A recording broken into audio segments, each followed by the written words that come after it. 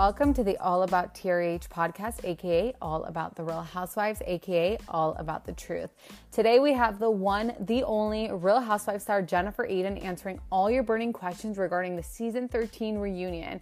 Plus, she talks where the cast goes from here, her status with everyone, and her thoughts on the drama with Louie, Teresa, Melissa, and Joe. Plus, some never before heard tea from Jennifer in this part 1 interview with All About TRH.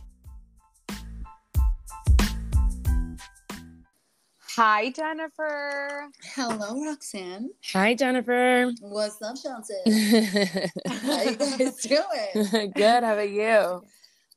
I'm doing great. I'm so sorry I'm late. The guys that were supposed to come and pick up the party rental stuff, they were supposed to come between 12 and 2. And then booyah, at like 9:56, the doorbell ring. Doorbell. Oh my gosh. And this was for Gabby's birthday, which, by the way, looked stunning. The colors, everything. Yes, it looked so beautiful. How was that? Yeah. What did you guys get her? Great. I want to know. We got her the Cartier Love bracelet. Oh, that's so nice. Yes. I would take that more than a car. You know what? I thought, listen, we took her to F1. And she got to go to Taylor Swift twice.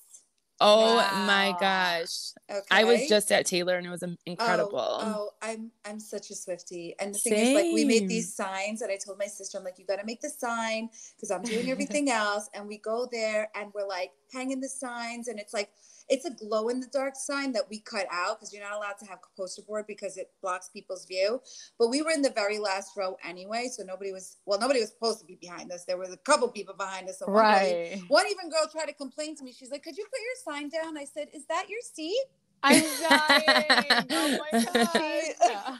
She was not, and listen, I really feel for her. I do, but I spent a lot of money on those seats and I got stuck with the last row, which I was so bummed about because that was not like StubHub did a bait and switch on me. Yeah, they do that a lot. Switch. I was supposed to be row 16. My tickets didn't get delivered and I'm having a panic attack. I'm having anxiety because like you're not allowed to go into the parking lot without a paid ticket. And I purposely did it last minute because I sold my seats that I wasn't that happy with to try to get better seats. And once I sold my seats, then I bought the better seats, but the better seats weren't being transferred. And the only thing is, the better seats were 4 available and we were 5. So I bought 4 and then I bought a single in that vicinity. P.S. The 4 didn't arrive. I was stuck in the single. Gosh. And the 4 that they gave me as a backup was the last fucking row fucking 45. I'm like, you want me to go to 45 when I was in 16? Wow. the amount. These were the last row and I was so bummed about it. So you are not cramping on my sign style, honey. Go sit behind somebody else that's not a chair. But the thing is, like midway through, I looked at my sister and I'm like, you spelled Swiftie wrong. Stop it. She's like, what do you mean? It's with a Y. I'm like, no, it's not. No, it's I-E. It's I-E. No. And she's like, how do you know that? She starts Googling it and Google's not working because the internet fucking sucks. And we're midway through the MetLife Stadium at a Taylor Swift concert. I'm like, trust me, it's Swiftie. I'm like, if anybody takes a picture of me like dancing with this Swiftie sign, they're going to be like, what a dingbat. She didn't even spell the name right. So my bad, not my fault. But you know what? We were already there and the sign was pretty cute, if I do say so myself. So you got to enjoy the effort. Well, Gabby is such a good kid, and so she deserves it, and she deserves all that. And her speech to you was by far the sweetest speech I've ever seen. I pray to God that my kids say that to me. I thought it was the sweetest thing ever, and she got emotional, and I got emotional just watching her speech to you. It was the cutest thing ever. Listen, my kids, like, they know whenever they can remember that mommy has run in circles for them. Yeah, I love that. Can I have, mommy, can you bring me lunch today? And can you pick me up from school early? I don't feel good. And, whatever they wanted, like I cater to their needs, but always with discipline, always with assertiveness. Yeah. Like you pissed me off, you're going to know that you've pissed mommy off. And they don't like pissing mommy off. Like when they know that they've really irritated me when I get to my crazy place, because I do get there, they almost shudder and like, oh my God, mommy, please don't be mad at me. Because they love me so much because they see how much I've loved them. Right. So, and it's not just with money. Like I show up, I go there with them, I'm with them. And I love it. Yes. And your life, by the way, like I'll watch your Instagram stories and then I'm overwhelmed by your entire life because you are like the definition of a real housewife. Like you are doing a million different things. And that's what right. And that's what we love about Jennifer is that she's actually doing the Real Housewife stuff. It's relatable. You're not like out there like partying all day. Like you're an actual, you know, mom figuring it out. I love it. You know, this gives me like my joy when I'm able to pat myself on the back and say, you're a rock star. I mean, like literally I had 2 parties within 8 days. That was over 100 people each. Yeah. And that's a lot. It was a lot. And it was like trying to plan. I was like concentrating on Bill's party. So I had done a few things for Gabby's party, but like I started and nothing was really finalized until that last week. But I had people that were great to work with. And I will say, like, I know people think that I tag everybody that I get for free. 75% of the stuff I get is not for free. I pay and I tip. So like, well, because Jennifer, because a lot of people, I want to know why I tag them. I tag them because the people who are doing the job for me, trust me, they do give me a discount. Nobody's, but at the end of the day, it's cost them to be there. I get that there is a cost and people are working for a living. I get that. And I'm here to support it. So I like tagging them because people are also curious, like, oh my God, those balloons. And if I'm happy with the product, it doesn't have to be for free. It depends on my mood. It depends on my mood. And if you do right by me and you come and you go above and beyond, I will tag the shit out of you. I will tag you in a throwback. I will tag you a year later when you least expect it. And then I'll get like a little thank you message like, wow, thank you. But sometimes people send me free shit and they think that that automatically entails a post when it doesn't, because half the time I don't even know how I got these products. Right. I'm like, who sent me this? What is this for? And sometimes it becomes very overwhelming. Right. Yeah. I can see you being the type who's like, oh, thank you so much. But like, I don't need it because it is a lot when you feel pressure to kind of post sometimes because someone's like, did you get my stuff and all that? And you feel pressured. But I mean, I do see on your story a lot that anytime you do receive something, you always share it. I mean, some people want to know. People want to know. Right. People follow me. In fact, like I talk to people and they're like, you know, sometimes you go days without posting stories and I'm always wondering what you're doing. And then like half the time I'm posting a shit ton of stuff and people are messaging me like, who cares? Like, dude, you're on my page, dude. Right. Exactly. You know who cares? So far you. Thank you so much. Oh my gosh. Thank you for reaching out. Yeah. So it's like, it's wild to me how like they come onto my page and they'll say things like, who cares? And I'm like, who are you? Like, I don't even know you. I block and delete. And you know what? Like, trust and believe, I will forget your screen name because it's almost like, you know, you're screening it when you're scrolling. You're not really even processing anything. But the next time you come to me and you see user not found, trust and believe you'll be thinking of me. Jennifer. All right. Well, Jennifer, so you just watched. Good morning. You just good night. I should say good night. Yes, right, exactly. Jennifer, so we just watched a part 3 reunion yesterday. And everyone's going crazy right now. Describe the reunion in your own words. Confusing. Okay. Anybody else? I know. Yeah. I feel like there was no closure. The closure that came was kind of vague and ambiguous. And I don't even really know where we left off. I'm curious to see how we're going to pick up. See how that goes. There was closure with you and Margaret, which was a little bit shocking. We got to a place like at that point, I was so exhausted from the fighting of Teresa and Melissa. And I mean, I don't know if you guys noticed it, but I really didn't get any resolve with Margaret. I barely got to talk about a quarter of my issues with her. And, you know, she was really attacking. She had an agenda to attack Louie, obviously, and Teresa. So I don't even know what happened, but I feel like we got skipped over. And I think a lot of people's parts got skipped over, not intentionally. Like sometimes we would start on it and then Melissa and Teresa would get in it and Andy was trying to referee them.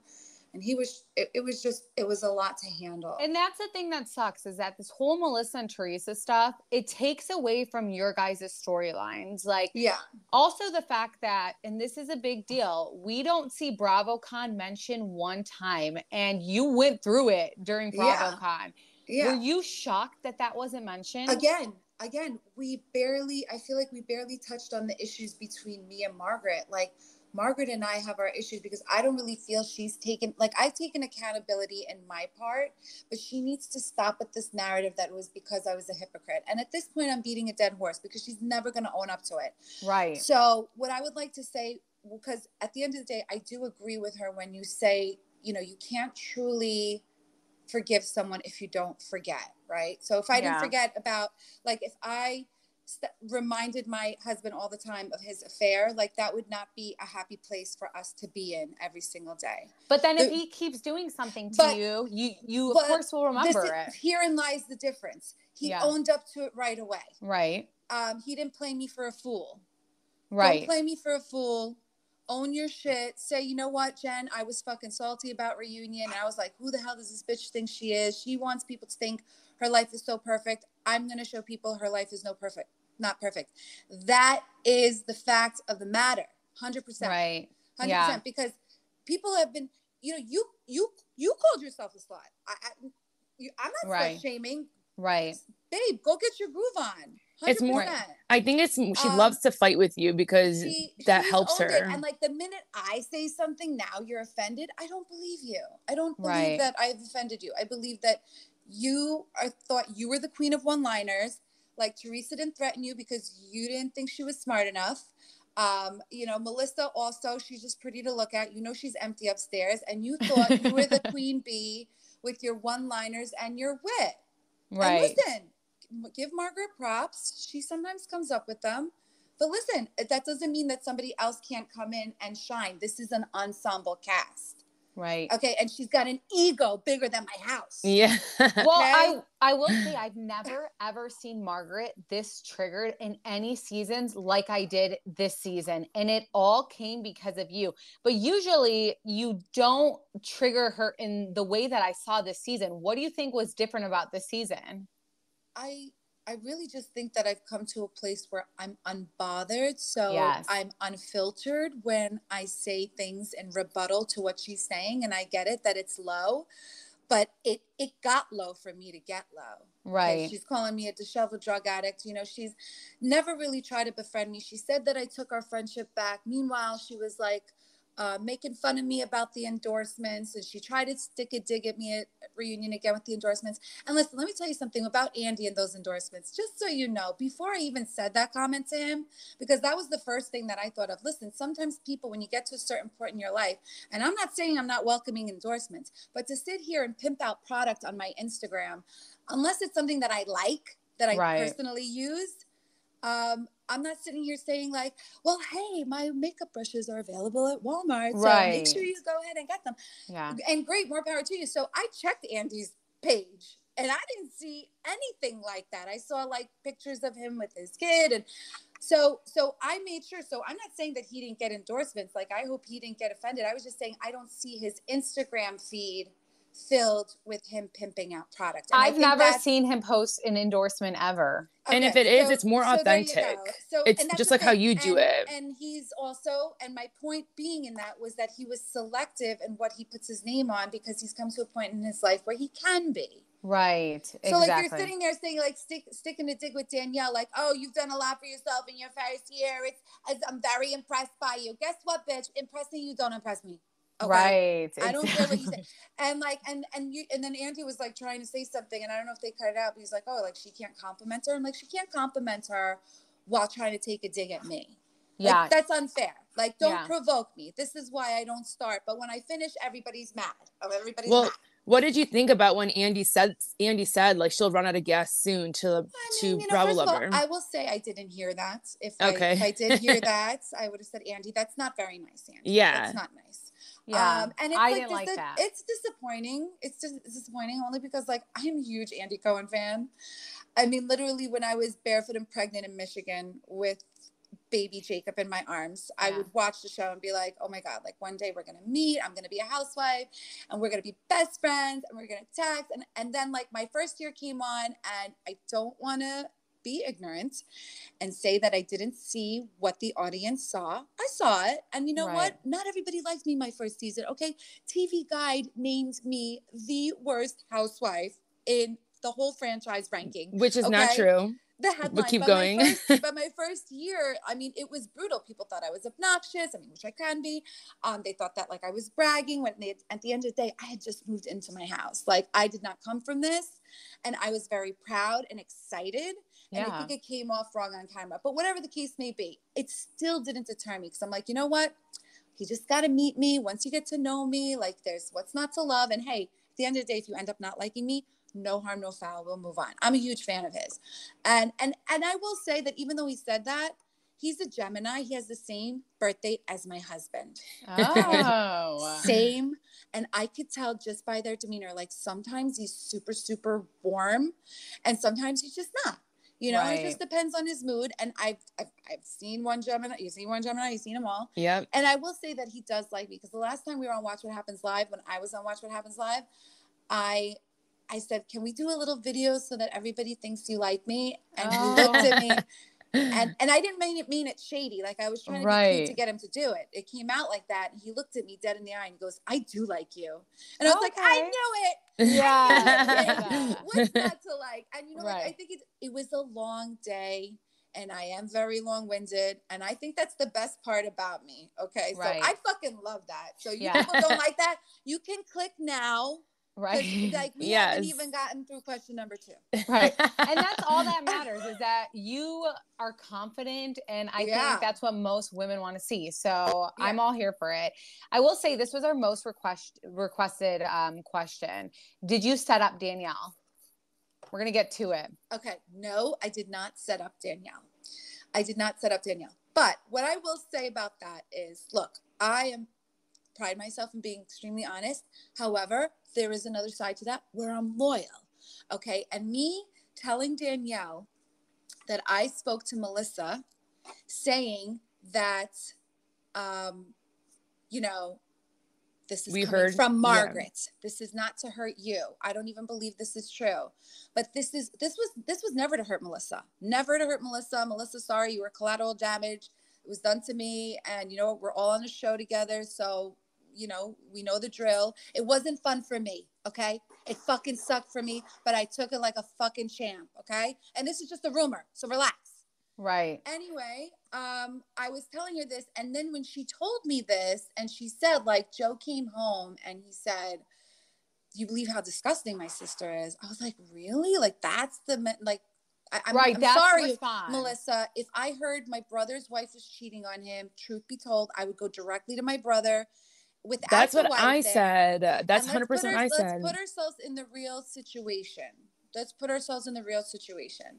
I mean, I heard a rumor. Somebody told me a rumor about, and this is just a rumor, I don't believe it, that one of Melissa's husbands is gay.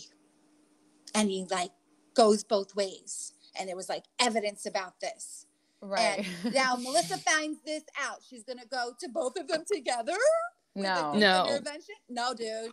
Right. She's gonna be like, go check your boy's phone and go see that he's not an around the way chick. Right. So again, are you talking about Melissa's sister's husband? Yes, I am.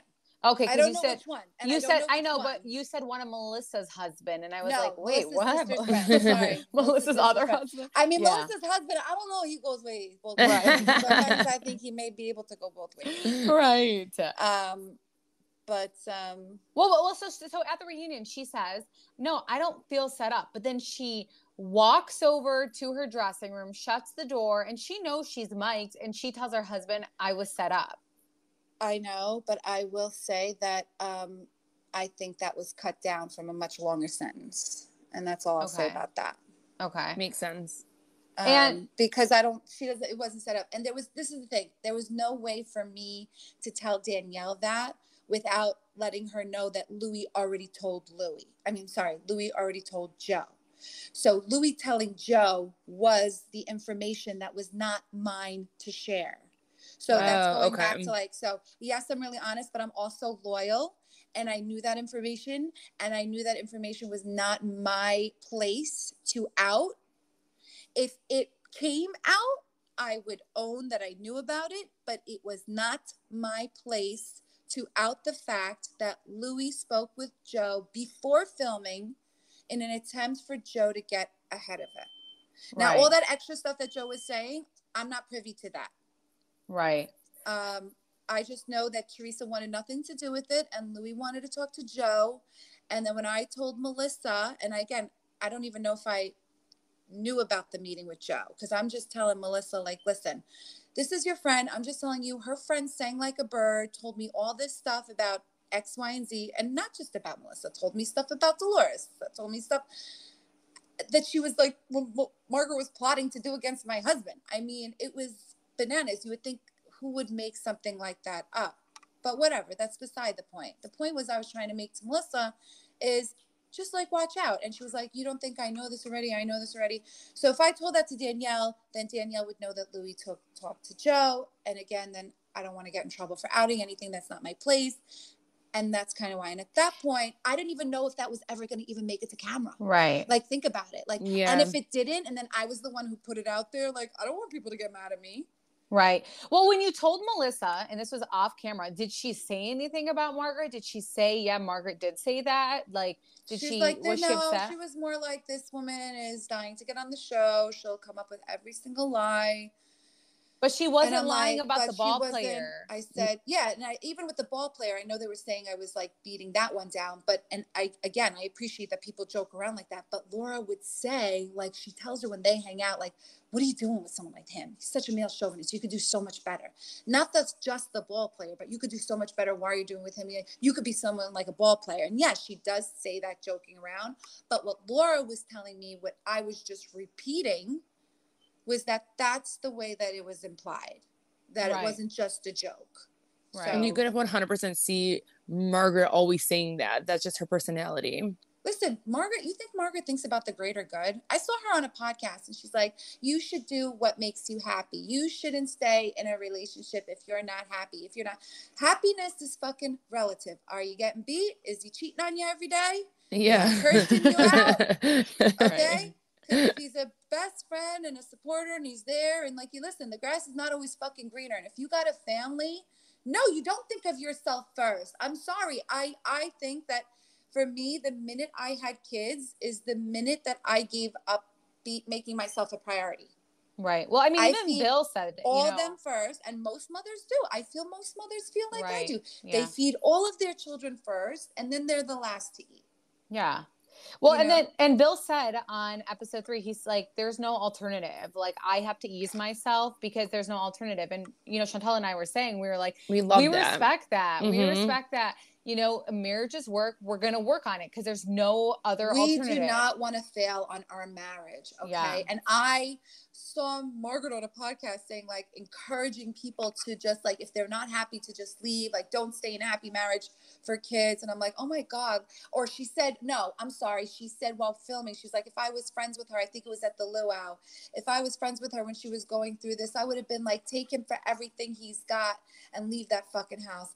Thank God I didn't have a friend like that. Thank God. Right. Because I had Olivia after. Right. And I cannot even dream about my life. And like, me and Bill have been, I mean, so close from as long as probably since from the beginning. I remember when in the beginning we were all over each other. Everywhere we would go, we would call each other soulmates. My mother-in-law would call me and she would be like, you went to a church party today and you and him were holding hands and, you shouldn't let people see like how much you love each other. You're going to get the evil eye. Oh my gosh. Yeah. That's our parents. Yes. Yeah. Literally. So people don't want to see that. Like, just like keep it to yourselves. And like, there's listen, marriage is waves, up, down, ride it, high, low. We're riding this one out. And right now we're on a fucking yacht. We are staying pretty. Hell yeah. He's so happy with me. I'm so happy. We're so happy with where we are in our lives. I mean, I joke around. I'm like, God, I wish we were where we were at, but maybe like 10 years earlier. Right. Just like 10 years earlier. But, everything happens for a reason. 100%. And I'm very grateful that I got to have my children first and then my dream career.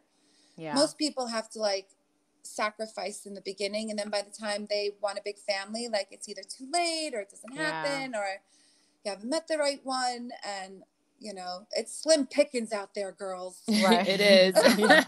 Right. It sure is. Home, I'm like, oh, no. This right. is much nicer for me. Yes, no, I'm good. Thank you so much. Exactly. Yeah, no. And like people want to say like I'm miserable in my marriage. Like, dude, I'm living the dream. I don't even Like, you got to be so grateful. Like, being happy is all relative. It's what you make of it. I don't even feel that. Even when we watch it and you guys are going through struggles, you don't even feel that from you guys. Like, you guys don't feel like, oh, why are they even together? You feel that you guys want to be together, even though you guys are going through stuff. So I think everyone can pick up on that. He shows up for this show, dude. You think this is his cup of tea? He's a scientist. Yeah. He loves math and history. Yeah. And he does. Yeah. He shows up and he already has like this demanding job and he still shows up to support you. And you can just look at you guys and just like she said, you know, you can feel the love. You can feel like this is two people who want to be together. And I think that's great to see. It's something we don't see enough. So I love that we see that. I know people are going to think that this should be a given, but unfortunately it's not. Right. I get to be who I am around him without having to walk on eggshells, without having to hide anything. You know, we never come home from somewhere and he's like, you know, you looked ridiculous. You were making a fool of yourself. That. I love that so much. Yes. You know, when I fucking got sloppy drunk at that summer party, like he took care of me. Like, he washed the throw up out of my hair. I had the shakes. I was shivering in the bed. He was making me take Tylenol. He was making me drink water. Yeah. And I was like, I'm so sorry, baby. And he was like, oh, stop it. You never do this. Just relax. You're going to be okay. I'm like, I want this to stop. I hate drinking. I hate drinking. This is why I smoke weed. It makes me sick. I hate this shit. Yeah. You know, so, everyone's got their cup of tea and I just can't handle my alcohol. But sometimes it's like an easier vice and I like to be a team player and it makes fun TV. Well, you don't drink often as well. No, so I of don't. course you're the type, like, because you don't drink often, that when you do drink a little bit, you get buzzed pretty quickly. Yeah, I know. And so everyone, thinks I'm this big alky and I'm just like, sorry to burst your bubble. I went to a restaurant like Hibachi and everybody was ordering their drinks and the waitress looked at me and she's like, I know, tequila, right? Oh my God. I looked at her, I'm like, I'll take a water for now, flat with ice. Right. I love that. Well, so yes, I mean, BravoCon did not get touched on. Mm-hmm. And listen, the thing with BravoCon is you got to understand, and I want to talk about the panels being split, because the problem with Melissa and Joe is that they never want to take accountability. Like, Margaret wants to talk about, I'm all about hypocrisy, which is a fucking moot point because everybody on our show has been a hypocrite at one point in time or another, even when they don't even realize it. Right. But with BravoCon, when the panels were split, at the time, I was not privy to the fact that Teresa was the reason. I just found that out recently with the, I guess, Andy Cohen Daddy Diaries. Are you aware of that? Yes. Yeah, we read that. Mm-hmm. So I read that. And I called her up and I said, is this true? And she's like, yeah. And then I'm like, you didn't tell me. And she was like, you know, well, it was going to be like a reunion. And, you know, truth be told, I don't know. I never asked. Asked. I figured she would have told me, but maybe it's better that I didn't know, because at the time when BravoCon was happening, and I don't remember why they told us that the panels were being split in the first place, truth be told. But I do remember that they were saying, try to keep it positive. Try not to say anything negative about your castmates. Like, we want to keep it pleasant. We want to keep it. Your cast fails at that. Literally. So remember, their panel went on before ours. Yeah. Okay. So I'm going to paint you a picture here. By the time they had their panel and our panel was starting, word was already getting back to us on, they were bashing you. The complete context wasn't told because obviously the time, but people were like, oh, they were talking shit about you. They were talking shit about Teresa, and they were saying they're not cowards.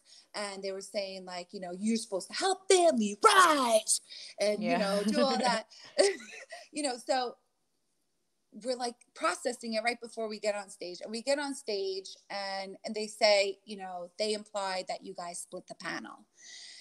And at that point, I was irritated. I didn't know what they said exactly on their panel, except that they were talking shit. Not sure if it was about me, not sure about, obviously I knew it was about Teresa, but I didn't know how much was about me or whatever, or if there was anything about me. So I was like annoyed. So you know what? No, Teresa doesn't have the power. And I said, they're hanging on for dear life. They'll say anything to keep them on this show. Like, right. And that was my opinion at the time. Okay. And at the end of the day, they shouldn't have started. They should have kept it cordial. We would have heard it was cordial and we would have been cordial. It would have been boring, but at least it would have been cordial. And I guarantee you, I probably could have got some laughs. But aside from all that, that's why I think they were highly irritated with me, because by the end of the day, I kept seeing on Instagram little shots of me saying they're holding on for dear life or whatever. So I'm sure they weren't happy with that. Mind you, that was the night we went to the BravoCon party where the Tom Toms were performing. Yeah. Oh my God, a fucking headache and a headache. And I was there with my assistant because Bill was really tired. This was Saturday night, day 2. Teresa and Louie were out to dinner with Melissa Feaster. They were going to meet me there afterwards. So me and my assistant are there, and I'm talking to the girl, and I'm like, who's on Watch What Happens Live tonight from my cast? And she's like, Melissa, Joe, Dolores, and Frank. Now, mind you, the place is kind of empty. The music is giving me a headache. Bill's not with me, and I'm just there with Erica, my assistant. And I'm like thinking, you know what? This place is whack. I'm just going to leave. I don't want any problems. So I just tell my assistant, let's grab a cup of water with ice for the road and let's go. So we get to our hotel. I'm thinking that them all motherfuckers are back at that party. And when I walk in and I make eye contact with Joe Gorga, I'm like, oh my God, fuck. Right. I ignore him. And then 2 seconds later, I make eye contact with Melissa. I look, I turn away. I think somewhere I heard she was saying I gave her a dirty look. No, I was just shocked to see you. And obviously, I'm not going to smile. So I go to the elevator and I press the button and she goes, loser. Oh my God. I'm like, I'm pressing the button. And again, I'm not excited. Erica's with me. And I'm like, turn my head to look at her. I'm like, you're the fucking loser. And she goes, wannabe. Oh my God. And I was like, just looked at her. I was like, wanna be what? Wanna be you? No. And you know what? Don't start none. Won't be none. Right. Okay? Then Tom, her little fucking minion Tom, comes in and he's like, you're low class and white trash. Oh my gosh. And I was like, you can get the fuck out of my face. Okay, and then meanwhile, Joe Gorga in the back, suck a dick, bitch. P.S. Wow. Erica starts recording upside down. They must have said, shut the fuck up. I said, you shut the fuck up. Back and forth. And now I'm like just trying to press the button to get out of there because I'm like shaking. Now, they said on different podcasts that I said I felt bullied. I didn't say I felt bullied. I felt that I was in a highly irritated, agitated environment and my body started to shake. I can't control that, okay? It's actually called something. It's called fight or flight. Mm-hmm. Your body reacts when it thinks it's going to be in a dangerous situation. I'm in a lobby. It's just me and Erica. He's yelling at me. There looks like an entourage of guys. Tom Minion is yelling at me. There's some security people around. I don't know what's going on. And I throw my drink, which was fucking water, by the way. Right. Yeah. With ice. And they spin this narrative that I was wasted and that I started with them. Like, she started with me. They never want to take accountability for starting the shit. Like, even with Melissa's nose jobs, huh? Perfect example. And this is not to be shady, but for years, people were going after her for her nose job. And she denied, right? Finally, when she admitted it, do you see anybody asking her about her nose jobs anymore? No, nobody cares. You admitted it. It was you trying to play the public for a fool that people had issue with. Even with your house now, like just own something. It. Like you came on the show. She said at BravoCon, Teresa 100% knew I was joining the show. Yeah, she knew that you were joining the show because somebody called her and told her that you were cast. Right. Not that you were trying to, and then Joe Gorga wants to give his speech for optics at BravoCon saying I'm going to give the job to my friend, Joe Benigno, because that's what you do with family. Right. Okay, this is the thing. Yes, you do that with people. Like if that plumber fucked you over, you're not calling him for a job. Yeah. Right. Like the beginning of one of the questions that BravoCon to Melissa, it's like, if you knew that there was conflict when you started, why would you start? So, and the thing is at BravoCon, first Melissa's response is, that's 100% not true. And then afterwards, her second part of the answer, which actually was the truth, she was like, you know, I'm not going to let anybody own my decisions. I took an opportunity that everybody here would have taken. And that's the real answer. And nobody would penalize you for that. Right. Fucking own your shit. You guys keep hiding behind it. And that's why Teresa can't get past it. Right. Absolutely. What do you think Melissa's beef is with you, though? I think that, honestly, I don't even think it was me outing her alleged affair. I don't even think she cares about that, because at the end of the day, she knew that we all knew. And I'm sure she knew it was just a matter of time before it was brought out on camera. Listen, we're not really supposed to like be hiding things when we're filming as housewives, right. like especially things that go off on camera that could be relevant to the new season. We're not supposed to. Okay. I get it. I like I said, I took it.